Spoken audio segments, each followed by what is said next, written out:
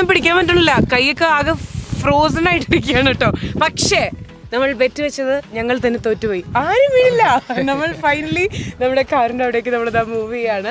So look at this.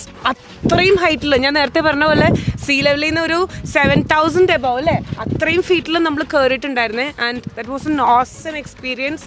അപ്പം ജോർജിയയിൽ വരാൻ പ്ലാൻ ഉള്ളവരാണെങ്കിലും അതല്ല ജോർജിയയിൽ എന്താ പറയുക ഉള്ളവരാണെങ്കിലും ലൈക്ക് വന്നിട്ടില്ലെങ്കിൽ മസ്റ്റ് വിസിറ്റ് സ്പോട്ടാണ് കേട്ടോ.